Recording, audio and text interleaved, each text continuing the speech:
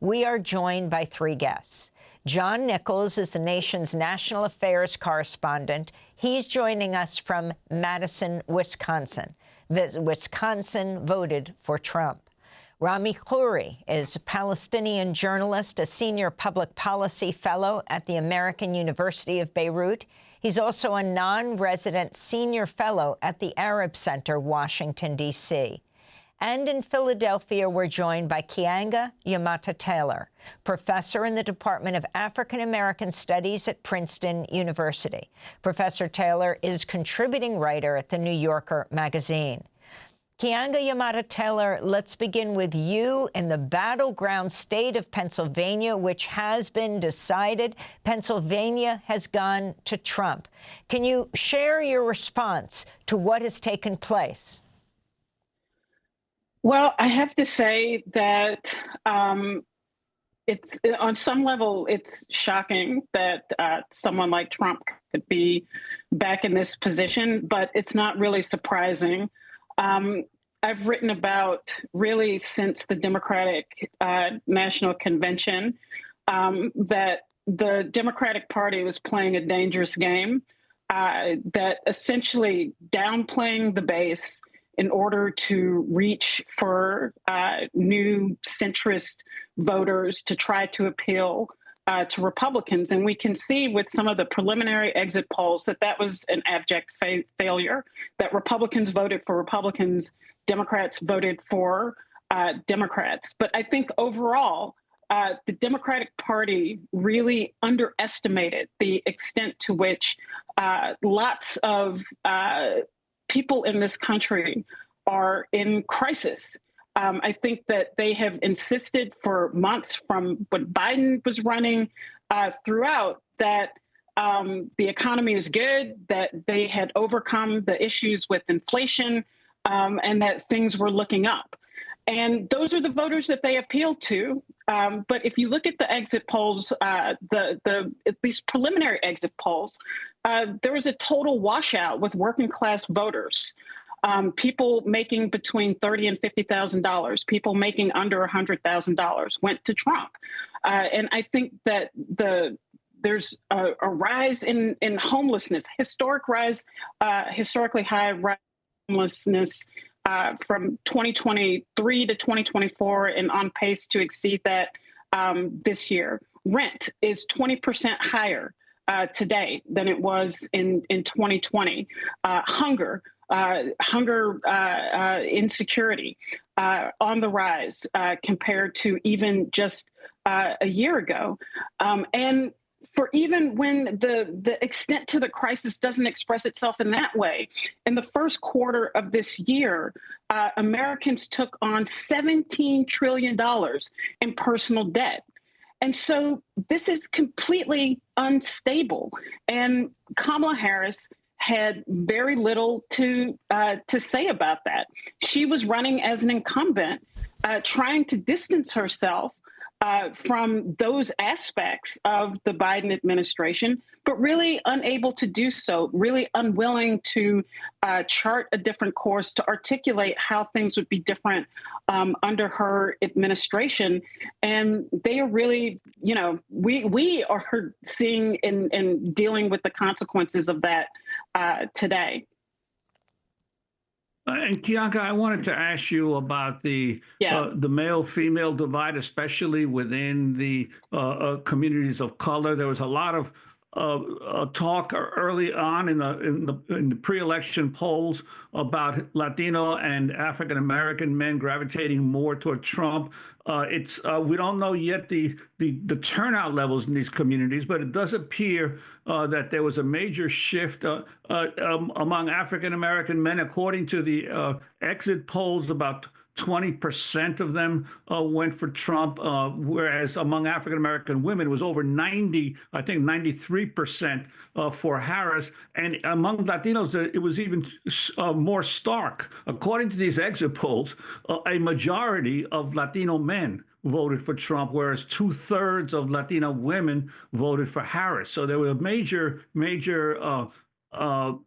gender gap in the Black and Latino communities. Wondering your thoughts about that.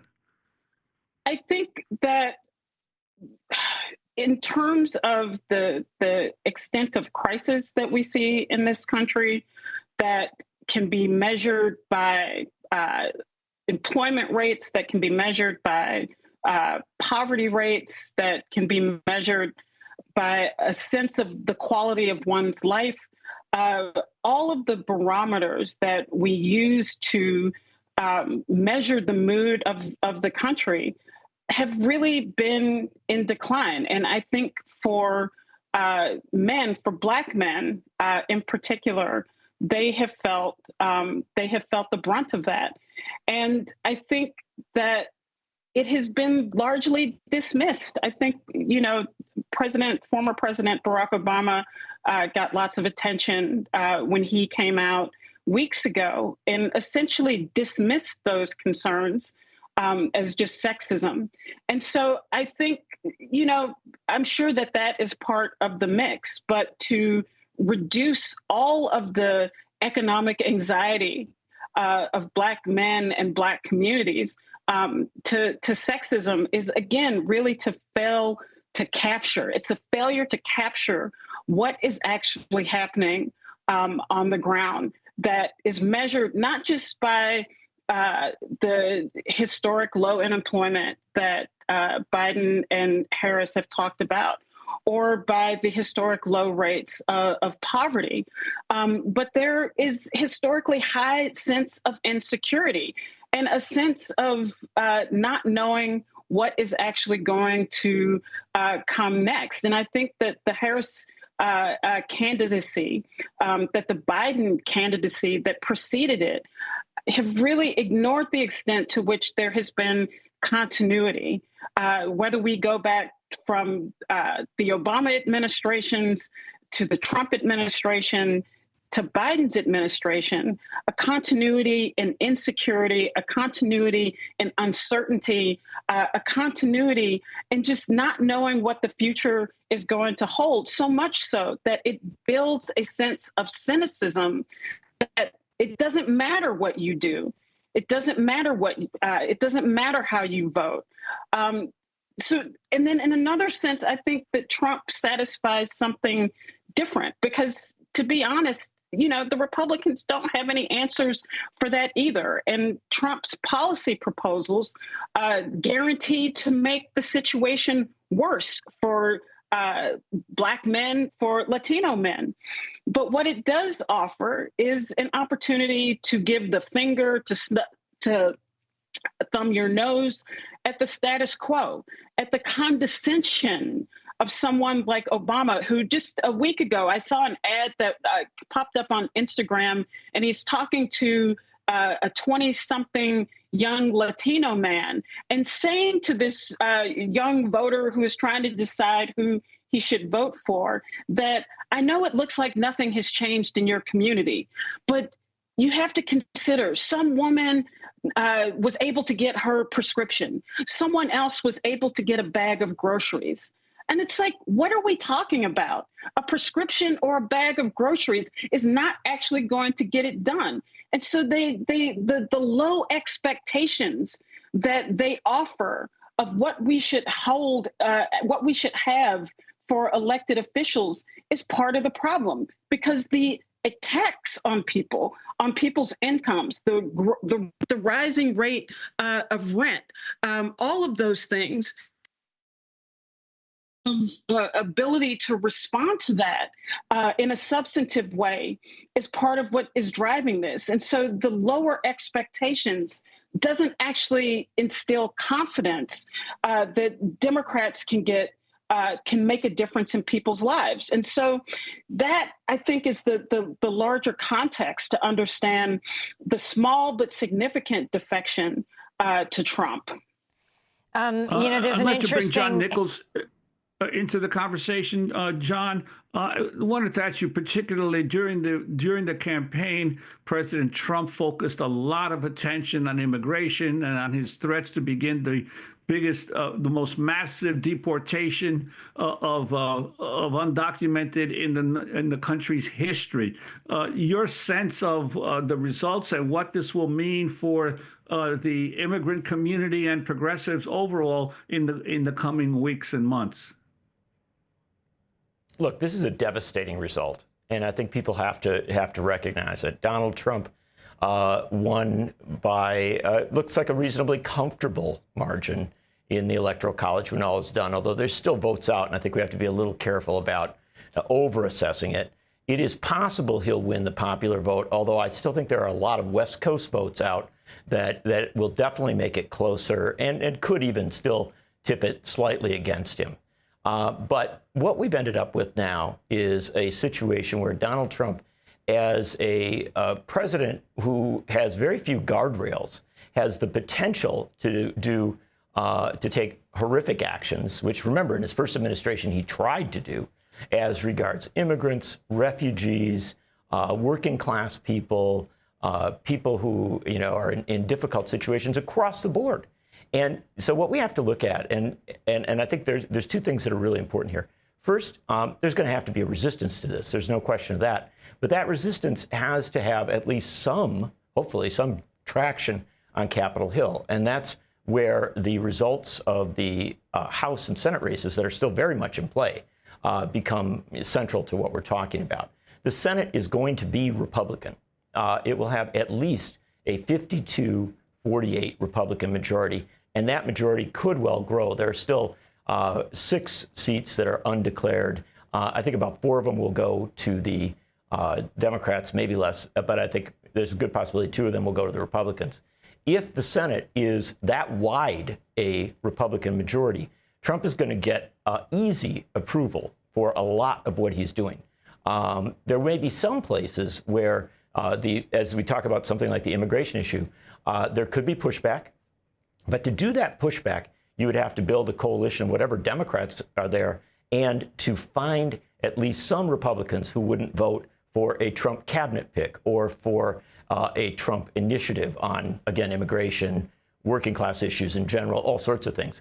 The only way that's going to happen is if there is tremendous organizing on the ground, beginning now, today, in states where you have Republicans who have in the past broken with Trump, at least on some education and related issues, people like Lisa Murkowski in Alaska, Susan Collins up in Maine. But the real opposition, ultimately, is going to have to come in the House of Representatives. We don't know what's going to happen in the House. It is still very much up for grabs. There are 54 seats that are uncalled, much more than 10% of the House. If a majority of those seats, a good majority of those seats, goes to the Democrats, they've got the potential to be in a majority in the House of Representatives. It wouldn't be big, but they do have that potential. And this is not, a foolish prospect to entertain, because most of the undeclared seats are on the West Coast, in California, Washington, Oregon. A lot of them will go Democratic. So we don't know where this is going to sort out, but this is the critical thing, Juan. If you get to a Democratic majority in the House of Representatives, then you have the next test, which is whether they feel beaten down and weakened and they just don't really want to fight. And they're saying, oh, we'll find ways to work with this new administration, blah, blah, blah, things that they often say. Trump is going to take full advantage of that. And on the other hand, if they unite as a small but politically very powerful Democratic majority, that's where you can stop a lot of Trump initiatives. Again, as regards the House of Representatives, you've got to have vital organizing on the ground beginning now, so that if Democrats take control, they know that there are going to be people pressing them to do the right thing, to effectively be the opposition.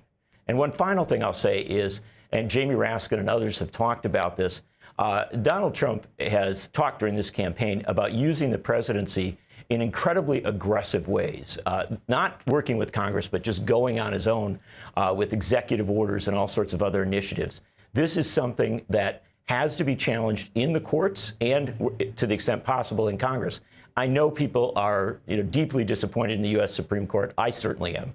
But it is absolutely vital that there be court challenges wherever possible, because there are places in the states and at the federal level where you might be able to push back on some of what's going on. Bottom line, at this point, Republicans have a lot of power. Donald Trump has a lot of power. The only way to counter that is going to be organizing that is highly focused, that demands that those Democrats who are still in positions of some authority resist Donald Trump in a realistic and effective way. That's possible, but that is, as we know from history, not certain. Interestingly, it's been raised that President Trump could nominate Aileen Cannon, the judge who dismissed the case against him, to the Supreme Court. And if the Senate, as it is, goes Republican, he might succeed in making her a Supreme Court justice. But I wanted to ask you, John, when you talk about people organizing right now, about a point that was raised during the Obama years. In the last months of the Obama presidency, there was a call for him to pardon undocumented migrants before Trump was sworn in. Trump is now promising mass deportations. The question is, could Biden preemptively pardon them? And what I mean by pardon, NYU Law Review, in the waning days of the Obama administration, with Trump's crackdown promised, over 100 advocacy organizations joined forces to urge President Obama to permanently protect hundreds of thousands of immigrants from deportation by pardoning their breaches of civilian immigration law. John Nichols. Sure. Look, I am going to defer to the NYU Law Review and to legal experts who've worked on these issues for years and know much more than I do about the specifics of how you would mount such a initiative. But what I can tell you is this, and this is the critical thing, I think, for progressives across this country to understand. The presidency is for 4 years. It is not for 3 years and 10 months or something like that. The last months of a presidency have to be used in smart and effective ways. And you have to look at all the powers of the presidency. What that means is that Joe Biden has several months left in which to do what is right morally and politically. And there has to be, again, I think, pressure there. We were just talking about, organizing on the ground as regards the Senate to put pressure on Republicans who might work with Democrats. Organizing on the ground as regards the House to put Democrats to actually be Democrats, what Paul Wellstone used to refer to as the Democratic wing of the Democratic Party. But then finally, there must be pressure on the ground and, even toward Washington on Joe Biden to make sure that he uses the last months of his presidency in a clear and effective, moral and politically smart way.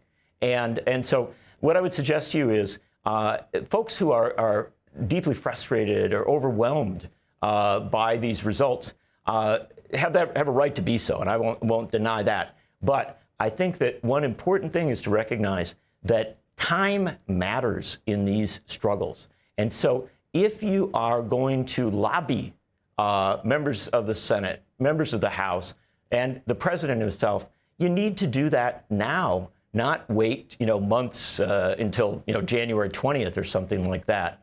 And again, what I would emphasize is there's a lot of organized groups across this country that are concerned about these issues. They have relationships with sitting members of Congress, with Republicans and Democrats.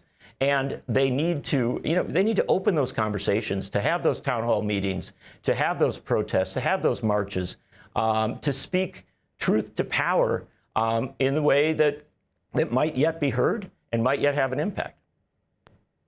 And I'd like to bring Keeanga-Yamahtta Taylor back into the conversation. Keeanga, your sense of what the potential steps now are for the progressive and resistance movement to this incoming administration? Yeah, I think that we have a real problem. I appreciate the sentiment that John is expressing about the need to be mobilized and to resist now. But activism and social movements don't often work like that. They're not water faucets where you just turn them off, and then when you need them, you turn them back on.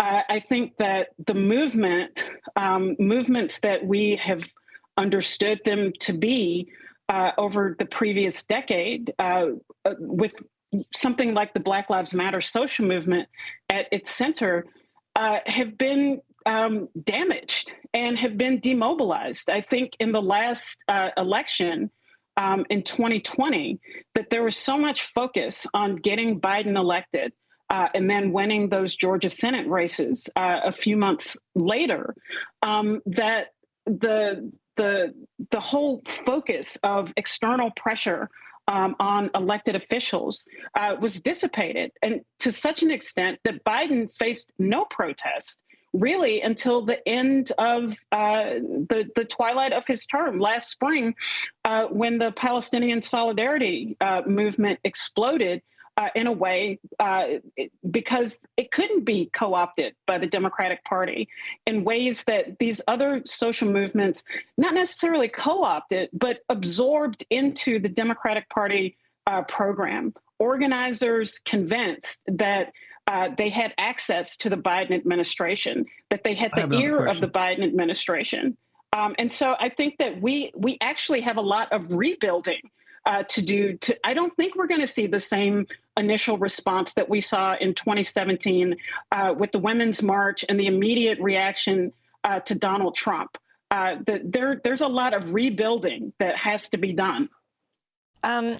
We're talking to Princeton University professor Keeanga-Yamahtta Taylor. She's professor of African-American studies there.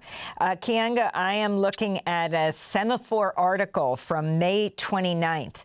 Its headline, "A Dying Empire Led by Bad People. Poll finds young voters despairing over U.S. politics." And it starts off by saying young voters overwhelmingly believe that almost all politicians are corrupt and that the country will end up worse off than when they were born, according to new polling from Democratic firm Blueprint obtained exclusively by Semaphore. And I think it's interesting that you raise the protests around Palestine. In a minute, we're going to speak with the Palestinian-American journalist Rami Khouri. But the protests in the spring, that, the encampments across the country, and this feeling that young people have, if you could comment on it, a dying empire led by bad people. Look, there was a lot of focus on what would happen with Black voters, what would happen on other voters.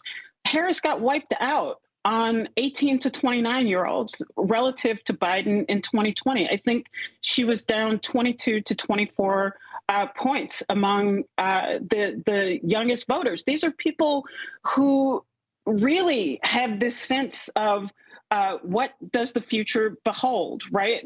These are young people whose entire lives have been shaped by American wars, American empire, American occupation. Many of them are saddled with debt that they cannot repay, debt that there are no jobs available to them that would allow them to repay it. They are faced with exponentially rising rents, laissez-faire housing market. And so it's a very dark, dystopic horizon for young people in this country. And some of the things that provided a sense of hope, you think about the 2020 protests that brought tens of millions of especially young people into the streets, that gave them a sense of vitality, that gave them a sense that they could actually influence the direction of politics and the direction of this country through their own self-activity and organization. And the way that those protests were siphoned into the presidential campaigns of 2020, and the way that people were actively demobilized and told that the access to the Biden administration could produce the goods that they wanted. And even as that was falling apart, even as the Biden administration was unable to follow through on the promises it made, no response, no leadership, no direction. And so that is something that is going to have to change, and that it's going to have to come from those people, those young people whose future looks very dark in the hands of others, but that they have the capacity to get organized. They have the capacity to be mobilized, and they have the capacity to change the direction of this country. And so this is a very grim, dark day. And I said before that I am shocked that this happened, but I'm not surprised. We could see the trajectory of this happening for the last 3 months, but this does not have to be the final chapter. But in turning the page and changing the story, we have to rethink lots of what we are doing in terms of our relationship as progressives, as part of the left, our relationship to the Democratic Party, our inability to act independently, to be completely tied to the electoral ups and downs, the electoral cycle of the Democratic Party. When we look at the actual policies and practices that they're pursuing. Yeah, I wanted to bring John Nichols back into the conversation. John, the climate crisis, we have been faced, the entire world has been faced in the recent years with constant hurricanes, floods, forest fires, and now we're facing a Trump presidency where he was still using in his campaigns the slogan "Drill, baby, drill." Your sense of what the climate, the movement to stem the climate crisis now faces in the United States? Well, as my colleague says, this is a dystopian result, and where Donald Trump is coming from on these issues is not one of even a traditional Republican kind of tip and a nod of the head to concerns about the climate, but then a decision to go where the fossil fuel companies tell you to go.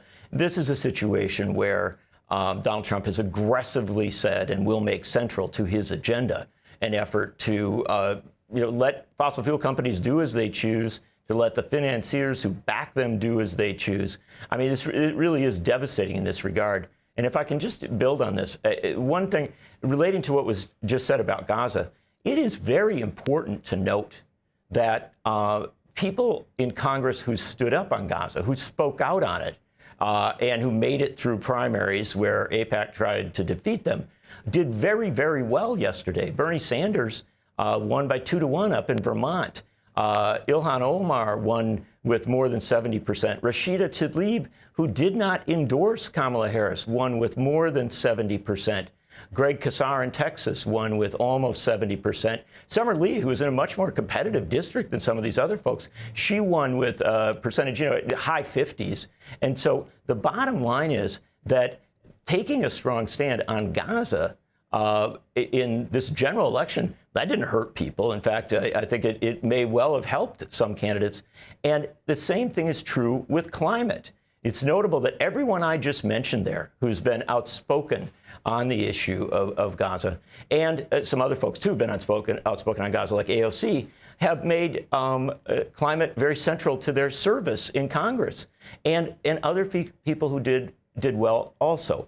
The problem here is with the leadership of the Democratic Party, because in this election, not only did they refuse to talk in any kind of consistent or effective way on the issue of Gaza, they also refused to talk in any consistent, effective way on climate.